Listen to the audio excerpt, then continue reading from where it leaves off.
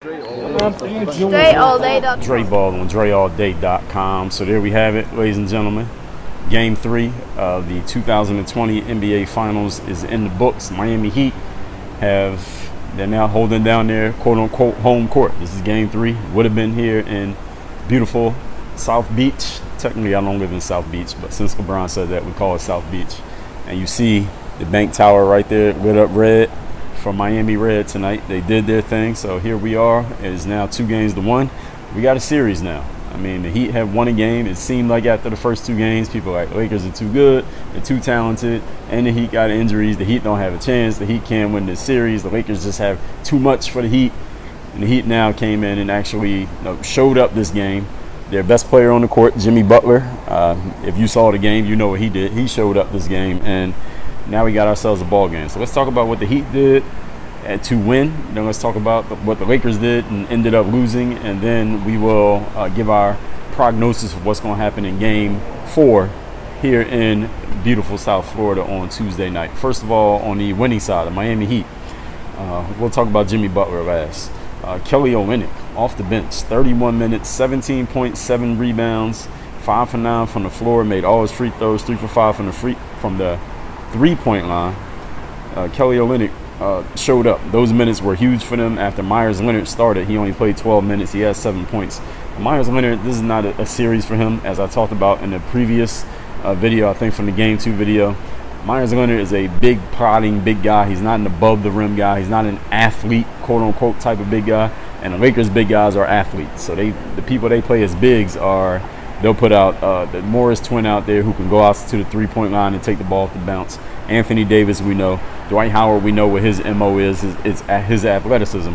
Myers Leonard is big, but he's not an above-the-rim type of guy. He really can't. He doesn't have anything he can do that forces the Lakers' hand. So he's starting, but he's kind of like I don't even know what to call him. He's like a ceremonial starter. He starts, but he's not even playing that much. They're putting other people in there, like Kelly Olynyk. Kendrick Nunn didn't do much tonight. Andre Iguodala didn't play that much, and he didn't do much in the minutes that he did play. He was a minus overall.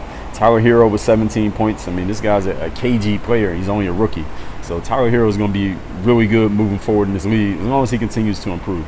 He didn't shoot that good from the floor today, actually, but he made a couple big shots down the stretch, and he's a guy that he can give the ball to and say, hey, go kind of do something. And he can do something. I mean, he ain't no Dragic off the bounce, and he ain't no Dwayne Wade, but he can do something. You can give him the ball, and he can make something happen and get a shot off somehow, some way, which is useful on teams, especially down the stretch in the playoffs. Duncan Robinson, 13 points tonight, 5 rebounds, 3 assists, not making too many shots. So he's still not really hitting from 3, but he was a solid plus. He was actually the biggest plus minus on the team for the Heat tonight. He was a plus 27 on the court.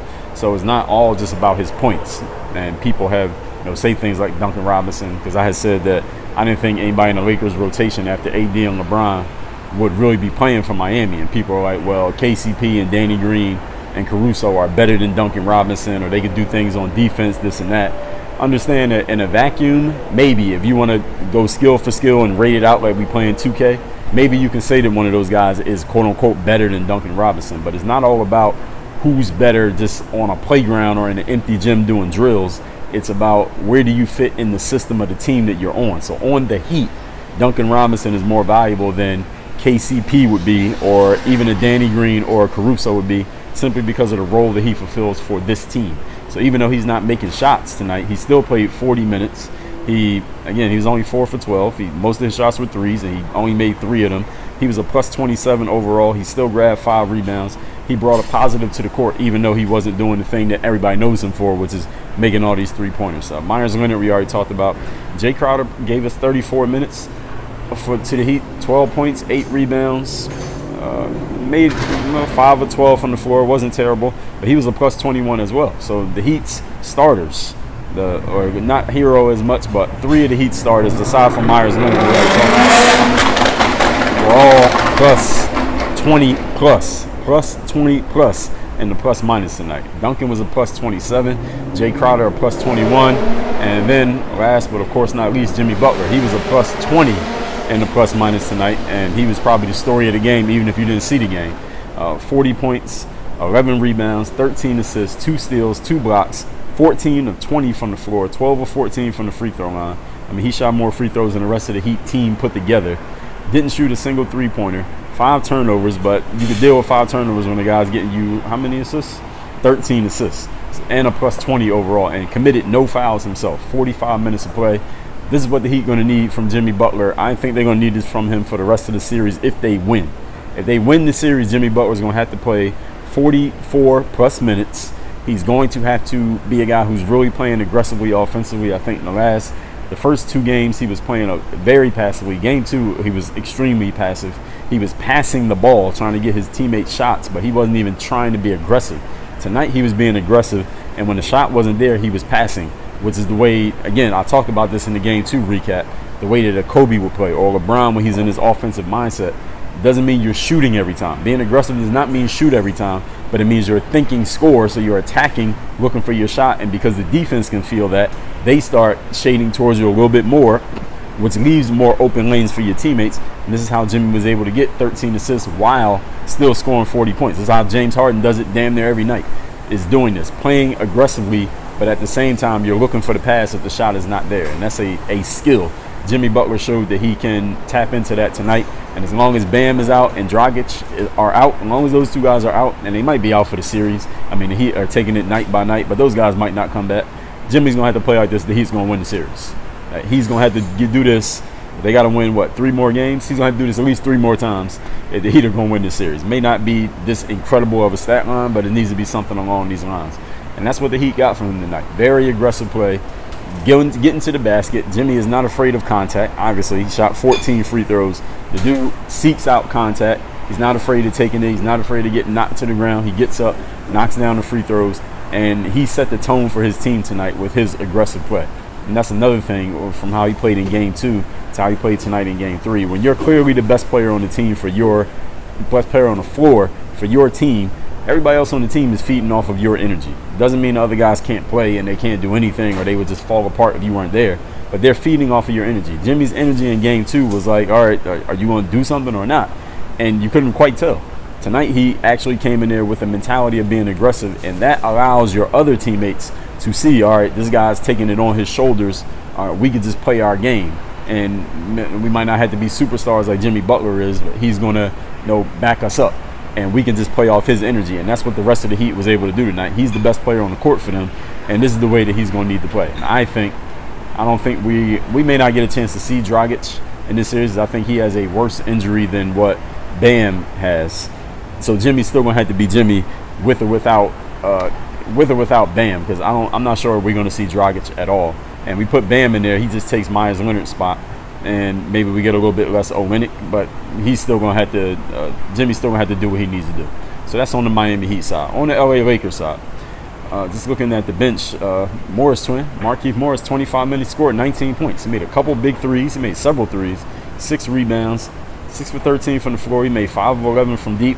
He was firing away. He was a plus 10 overall. The Lakers bench was actually the group that was keeping them in this game, but then it got to a point where the Lakers bench was actually like all plus 20s in the third quarter. I tweeted this. My Twitter's at Dre all day, and I tweeted this during the game. The Lakers bench was all plus 20s while the starters were all minuses, but then that all disappeared going from the middle of the third quarter all the way through the fourth, and they all ended up pluses, but all in the single digits. So Markieff Morris was their best player off the bench in terms of plus minus overall.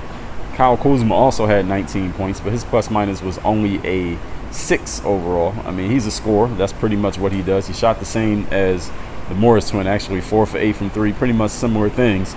But offensively is what you putting Kuzma in the game for. Rajon Rondo, 4 points, 8 rebounds, 5 assists, filling up the stat sheet as usual. Caruso with 8 points. I mean, these guys filling the gaps. I mean, they do what they can do as role players on this team. As far as the starters go, the starters were terrible tonight for the LA Lakers. All of them were terrible. And we'll get to the superstars in a minute. But KCP, he was a minus 26 tonight. This was not a good night for Kentavious Caldwell-Pope. Minus 26. Danny Green, 2 points, 3 rebounds, 1 assist. Danny Green has not been playing well. He only played 16 minutes. Didn't make any of his threes. He was a minus 15 overall. This was not Danny Green's night. This is a night Danny Green needs to just throw this away. Don't even watch the game film. Dwight Howard, 14 minutes, 4 points, 3 rebounds. he didn't do much. Dwight didn't do much of anything. I mean, ever since that Denver series where he came in and he was, getting with Jokic a little bit. I mean, he opened his game. He caught an alley-oop right off the tip. LeBron hit Dwight with an alley-oop dunk. Dwight didn't do anything else the rest of the game. The 14 minutes that he played, he had 1 assist, 1 steal, no blocks, 3 rebounds, did not get to the foul line. He had 1 turnover, 2 fouls, and he was a minus 15 overall. Not a good game for Dwight Howard. That's all we need to say about him. Anthony Davis had a terrible night, especially compared to how he played the first 2 games of the series. First 2 games of the series, people like Anthony Davis, the best player on the court. Anthony Davis better than Dwayne Wade. Anthony Davis, the best teammate LeBron ever had. Anthony Davis going to be Finals MVP. Does that take away from LeBron's legacy? I see people talking about this only 2 games into the series. Anthony Davis comes out and puts up for what you're saying this guy's the best player on the court? All right, this is a stink bomb if you're the best player on the court. 15 points, 5 rebounds, 3 assists, 2 steals. That's not a horrible stat line if you're KCP or Dwight Howard, but if you're supposedly the best player on the floor in the finals, this ain't good. This ain't it. He was only 6 for 9 from the floor. He didn't even shoot that many shots. I mean, Kyle Kuzma and Markieff Morris both shot more shots than Anthony Davis tonight. So I don't know what happened with Anthony Davis, but Anthony Davis did not show up to this game. That's the bottom line. All right, we're going to be objective and look at this for real, and you're saying this guy's the best player on the court. He didn't show up tonight. And Anthony Davis knows that. He's probably in a post-game press conference saying that right now. I'm not watching it, but he's probably saying that. I didn't show up. I need to show up. If Anthony Davis shows up to this game, the Lakers win. They only lost by 11 points. If he shows up, they would have won this game. He didn't show up at all. Anthony Davis did not participate in the game tonight. 2 free throws, made 1 3, shot 2 of them. 5 turnovers, 4 fouls. He was a minus 26. He actually had the worst plus-minus of anyone on the team. Anthony Davis and KCP were both a minus 26 tonight. So that gives you a good feel for the impact that a player has. So any of you casual basketball fans, you look at the points, rebounds, assists when a team wins or loses to see who you think had a good game or a bad game. Also look at that player's plus-minus, especially if the team lost. What was their plus-minus? Especially if they win also. Like, what is the impact that you had from being on the court? So again, somebody could have 2 players got the exact same stat line, but one plus-minus is plus 10, another one's minus 10. That tells you something about how was the team playing, or both teams playing, when that player was on the court. Now, of course, there are deeper stats like adjusted plus-minus and all the analytics. I don't have that in front of me, but Anthony Davis did not have a good night just by the eye test, the subjective eye test of watching the game. Not a good night for Anthony Davis. He knows that. He shows up in this game, the Lakers would have won. He didn't show up. All right. Anyway, LeBron James had a LeBron night. 25 points, 10 rebounds, 8 assists. This is the stat line Jimmy Butler had last game, and they lost. And tonight, LeBron had this stat line, they lost. Great stat line, 25, 10, and 8. Listen, you do that several nights a year in the NBA, you getting a contract for $100 million. LeBron's seen that money. Jimmy Butler has seen it. 2 blocks for LeBron, 9 for 16 from the floor, 6 for 9 from the foul line. All about normal. He only made 1 3. 8 turnovers, 2 fouls. He was a minus, but only a minus 4. Now, all the Lakers starters were minus 26, minus 15, minus 15, minus 26. LeBron was only a minus 4, meaning he was the most productive starter on the court for the Lakers tonight. And again, you might assume that, being that you know LeBron is LeBron, and also if you watch the game subjectively, LeBron was the best starter on the court tonight, but he did not have a great game either. The NBA Finals LeBron is 35, 13, and 11. Tonight he was 25, 10, and 8. So a little bit lesser than what we have come to expect from LeBron James games. So this is the difference between people trying to talk about Anthony Davis, might be was the best player on the court, or he should be Finals MVP. Listen, when Anthony Davis has a bad game, it's 15, 5, and 3. That's a bad game for Anthony Davis, and a minus 26 overall plus minus for Anthony Davis. That's a bad game in the finals for Anthony Davis. A bad game in the finals for LeBron James is 25, 10, and 8. 9 for 16 from the floor, and a minus 4 overall, even though his team lost the game. This is what LeBron James has been doing for, how many times has he been in the finals? 10 times? 8, 9, 10, whatever number of times he's been to the finals. This is the normal for LeBron James in the NBA finals. That's how great LeBron James is. So just to put things in perspective, all right, Anthony Davis had to come get on LeBron's team to even get to the finals. Other than that, he could barely get out the damn first round. So let's not jump the gun too much on this Anthony Davis, how great he is, just as he had 2 great games. But anyway, all that being said, for game 4, I think LeBron and Anthony Davis already know what happened. Like I said, by the time I'm finished recording this video, and I start recording as soon as the game ends, Anthony Davis has already gone to LeBron James, and said to him, yo, I fucked up. I didn't show up this game. I played like shit. I'm going to show up next game. And LeBron saying to him, you know what? I fucked up too. I didn't play too great. I had not a good LeBron finals game. I had a good game in vacuum. This is not a good LeBron finals game. I'm going to show up next game too. Anthony Davis and LeBron already had this conversation and it's already over by the time I finished recording this video. Both of them said we need to show up. Both of them said my bad for not showing up in this game. They both know that if either one of them had a good game, they would have won tonight. They lost by 11 points and Jimmy Butler had to play the game of his fucking life for them to win this game by 11. Had either of these guys showed up, LeBron or AD, we'd be looking at a 3-0, and this series is functionally over. You know what I mean? They still got to win more. This series would be functionally over had either LeBron or AD showed up. They didn't. They know they blew an opportunity here, which means they got to play at least one more game in order to win this championship. So looking at game 4, one thing that we can expect is we don't know if Bam or Dragic is coming back from Miami, and I'm going to assume they couldn't play tonight. If they could have played, they would have played. So if they can play by, and the next game is Tuesday, so it's only one day off. If either of those guys play, they're not going to be 100%. Even though they will help the team, they will not be 100%, which means Jimmy Butler needs to do something like this again. Doesn't mean he got to have the exact stat line, but the energy, the intent, the mentality needs to be the same if the Heat are going to compete, because nobody else on the team can do what Jimmy does. He must play like that again for the Heat to compete, no matter whether Bam and Dragic play or not. As far as the Lakers go, their role players are their role players. I mean, they're pretty much between Dwight, Danny Green, KCP, Kuzma, Rondo, Caruso, and the Morris twin. They just need 2 of those guys to get anywhere between 10 and 20 points in a game. That's it. 2 of those guys get between 10 and 20. It happens every night. They've been doing it all season. Between all those guys, they just need 2 people to get between 10 and 20. They got it tonight, but they lost because the 2 superstars did not play like superstars. As long as the superstars do what they normally do, which is play like superstars, which is how you become one, LeBron and AD, and they'll both be locked in for game 4, the way that, for whatever reason, they were not locked in for game 3. I think the Lakers took their foot off the gas a little bit here, up 2-0. The whole world's telling them how great they are. I'm sure they've seen social media and people telling them, man, Anthony Davis, you might be the best player in the world. You might be better than LeBron. After those 2 great games, they took their foot off the gas mentally. Not physically, but mentally. And the mental leads to the physical. And this is why Anthony Davis had a shit game tonight. This is why LeBron had a good regular season LeBron game, but not a good NBA Finals LeBron game. They will be locked in this next game. So I'm expecting, man, Jimmy knows what he needs to do. He's only going to get 1 day off. I'm not sure if Jimmy can bring this energy again. All right, what Jimmy Butler did tonight, this is not easy to do. All right, James Harden putting up the kind of stats that he puts up every night, knowing that every team is gearing up to stop him and still being able to do it, that takes an incredible amount of energy, mentally and physically. So it's really impressive with James Harden to be able to do something like that, and LeBron to do something like what he's been doing for so many years. Jimmy does not normally do this. He just did it, which is incredible. But the only way they're going to win is if he keeps doing it. Can he do this again on 1 day's rest and with the whole Lakers team knowing what he just did, and they're going to make their adjustments? One more thing I need to say about that. LeBron James, down the stretch, he was guarding Jimmy Butler, and every time the Heat did this little nominal screen move, Jimmy was not passing the ball on the screen no matter what happened. He was not passing. So the Heat will come up, set a screen on LeBron, who was guarding Jimmy. LeBron would allow the switch to occur, and then Jimmy would go score on whoever was switched onto him.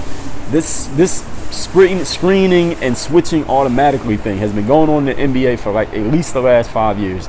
And it drives me crazy when I see it, because as a player myself, if I wanted to guard you got the ball, I want to guard you, and they're setting the screen to try to get you free from me, I'm fighting over the screen. I will go under the screen. I'll tell my teammate, let me through.